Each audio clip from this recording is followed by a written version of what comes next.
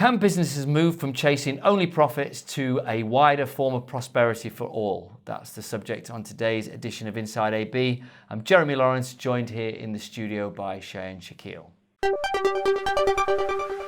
Shay, we had a very interesting keynote speaker at our CEO Middle East Awards last week, Guarav Sinha, and in a room full of high-level CEOs there to sort of receive their prizes for doing so well in business, he gave a very impassioned speech about how these same CEOs, not specifically the ones in the room, but top-level CEOs, need to do a lot more to think about their wider role in society. Can you tell us a little bit more about what he said? Well, okay, so Guarav Sinha, he's the founder of this communications agency, Insignia, and he's also the author of a new book called Compassion Inc., in which he's talking about his new guide for living, if you will. He says that today we live in an era of debt capitalism, where what companies do is they take leverage, which is debt, and try to pursue building products to sell to society. And what it's resulted in is not just limited growth, but it has created a broken contract between corporations and society, and really led to the culture of mindless consumption, as he calls it, that is jeopardizing both people and planet. Wow, what a thing to say at the CEO Awards. Right. And a lot of people have been railing against this notion. This isn't just some theoretical sort of notion, is it? No, there's actually been a lot of talk about this. I mean, given the fact that countries like the world's biggest economies, the US and China, their debt as a ratio to GDP is like in the hundreds of percentage points. It's the largest level of debt the world has ever accumulated. People have been writing books about it. There's a Princeton economist called Atif Mia who's written a book called House of Debt, which is just about this. Because at some point you're going to have to pay that back, right? We all know what happened to Greece. Yes, of course. And then we've also got all the environmental impacts that we're seeing at the minute. We've got major challenges to face. But he was saying, and as indeed all these authors, it's not all doom and gloom, is it? No, I mean there are ways, and people trying to be forces for good in the world. In many ways, it's not sustainable what companies are doing. It's creating that sort of economic and societal trust deficit, which you can see that in all sorts of things. There's people who don't trust doctors, management consultants, lawyers.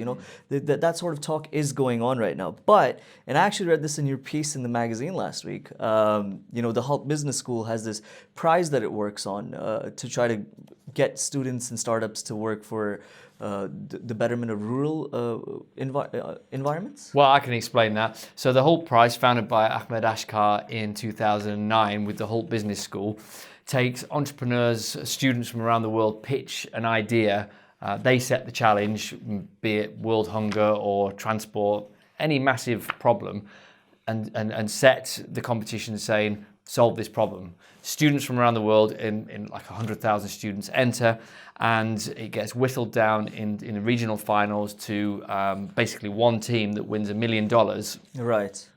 For its idea to start the company. It's not only that one team that starts the company, many companies are formed every year from this.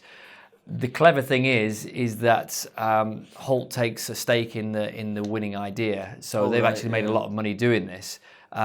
Because the whole concept is for profit, for good. So Ahmad Ashkar, he says, if you want to make $1 billion company, find $1 trillion problem. And there was a company from the American University of Sharjah as well.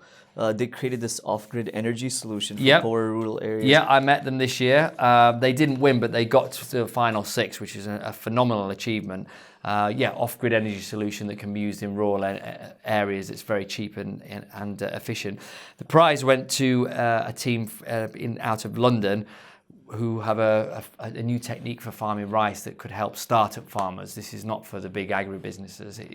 It helps do it in a more environmentally sustainable manner, and it lowers costs for farmers.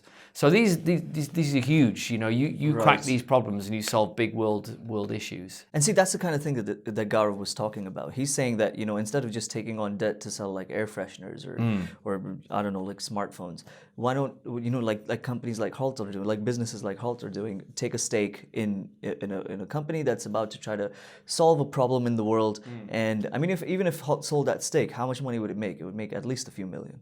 Yeah, they're well up on their deal. Right. So they're, that's the kind of stuff that, he's saying, and he's trying to preach this monastic materialism. Yeah. Where, I mean, we're all going to be materialistic, but let's be a bit more nice about it.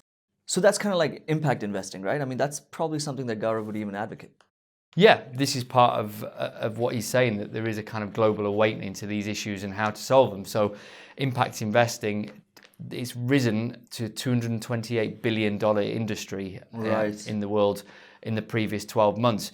That's doubled on the previous year. And that's because investors are now seeing that if you put money into companies that have got a longer term view of things, then your returns in the longer term obviously stand a better chance of being more robust. So people are looking for companies that are trying to promote positive change because there's a good business case for it. And what Gaurav says is like basically you need leaders, which is what CEOs are, which is why you spoke at the CEO Middle East Awards about something like that. I mean, it might sound a bit saccharine, but at the end of the day, compassion can't hurt. Yeah, and I think the leaders got the message, didn't they? At I think our awards. so. Yeah, I mean, they were talking about it. Yeah. Well, yeah, it was a fantastic night anyway, and you can read all about it in this week's edition of Arabian Business. Comment a lot below on what you think about this impact investing. Is it a fad? Is it sustainable? What do you think? Is there a problem with capitalism either? Do we need to fix things? All this and more, just let us know what you think, and do join us again every weekday at 10 a.m. Thanks.